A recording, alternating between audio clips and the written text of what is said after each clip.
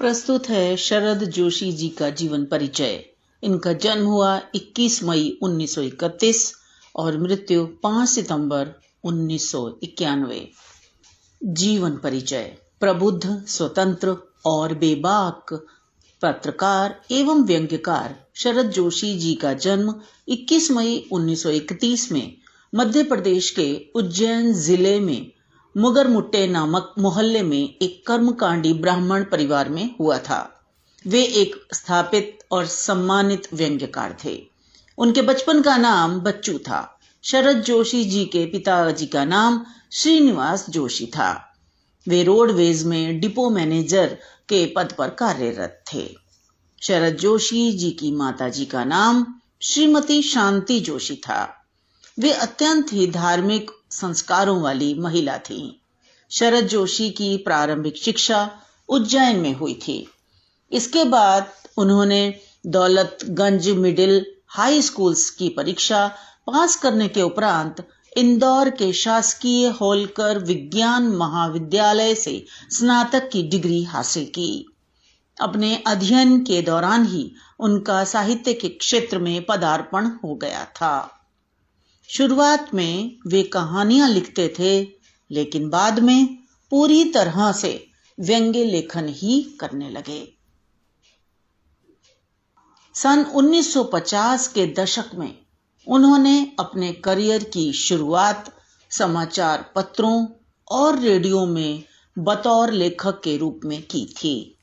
इसके बाद वे कुछ समय तक मध्य प्रदेश सरकार के सूचना एवं प्रकाशन विभाग में कार्यरत रहे, लेकिन कुछ समय बाद ही उन्होंने यहां से इस्तीफा दे दिया और लेखन को ही आजीविका के रूप में अपना लिया।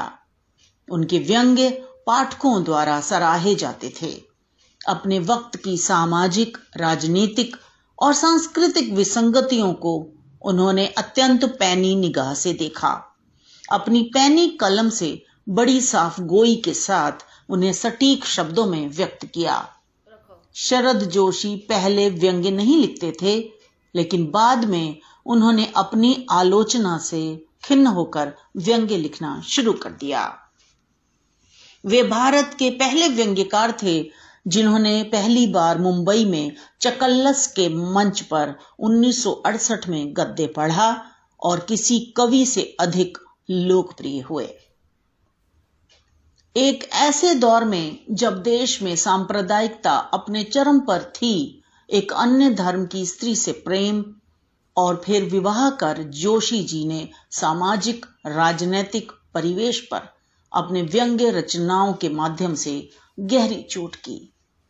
कई फिल्मों और टेलीफिल्म्स के लिए रचनाएं की और संवाद लेखन भी किया। उनका विवाह इरफाना सिद्दीकी के साथ हुआ था। उनके परिवार में भी वे सभी कट्टर धार्मिक मान्यताएं विद्यमान थीं जो किसी आम ब्राह्मण परिवार में पाई जाती थीं।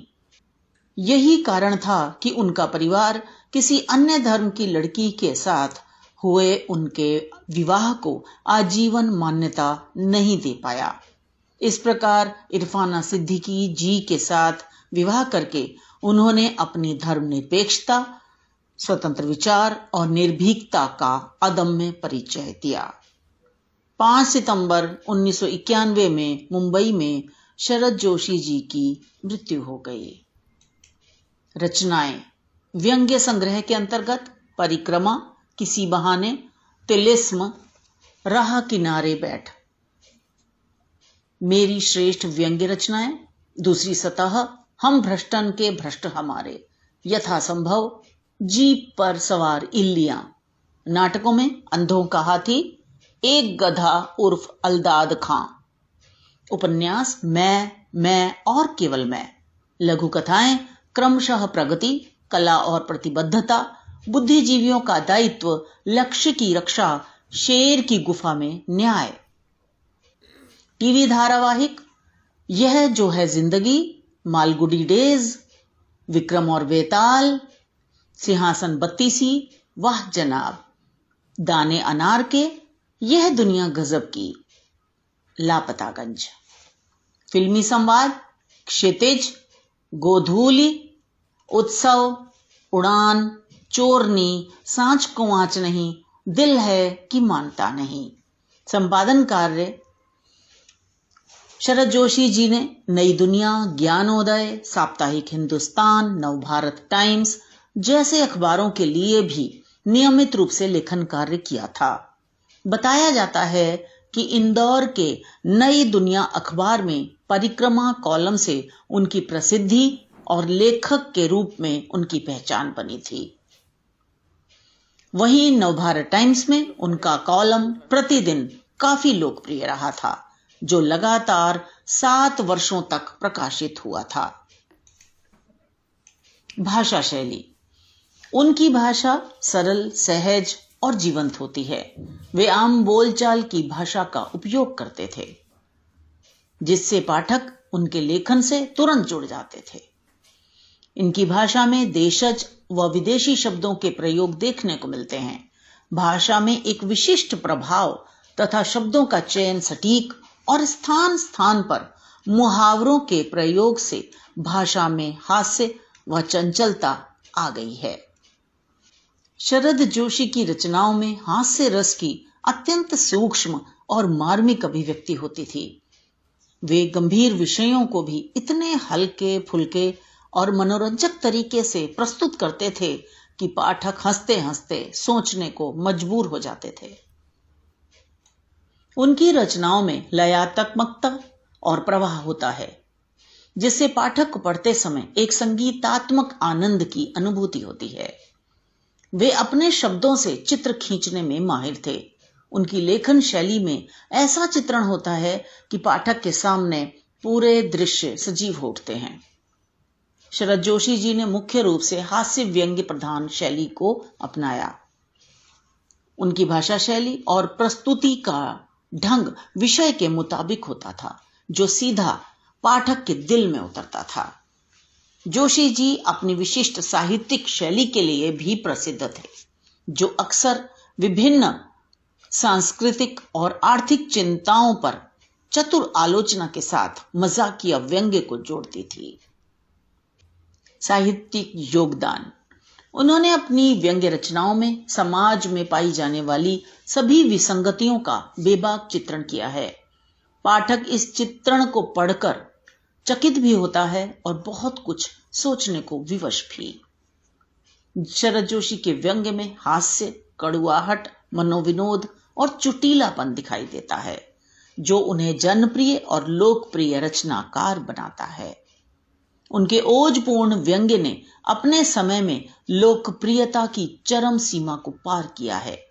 उन्होंने अनेक पत्रिकाओं के माध्यम से सारे देश को एक सूत्र में जोड़ दिया है। जोशी जी की बोधगम्य अंतर्दृष्टि ने उन जटिलताओं और चुनौतियों को भी प्रकाशित किया जिन्हें कभी कभी अनदेखा कर दिया जाता है, जो भारतीय कृषि को प्रभावित कर रही हैं। शरद जोशी ने अपने व्यंग्य लेखन के माध्यम से राजनीतिक मूल्यों के ह्रास का भी मार्मिक ढंग से चित्रांकन किया है। वे गंभीर चिंताओं पर प्रकाश डालने के साथ साथ अपनी बुद्धि से पाठकों को मंत्र मुग्ध करने में भी कामयाब रहे। शरद जोशी की व्यंग्य रचनाएं आज भी उतनी ही प्रासंगिक हैं जितनी उस समय थीं। जोशी जी के व्यंग्यों की खास बात थी उनकी तात्कालिकता।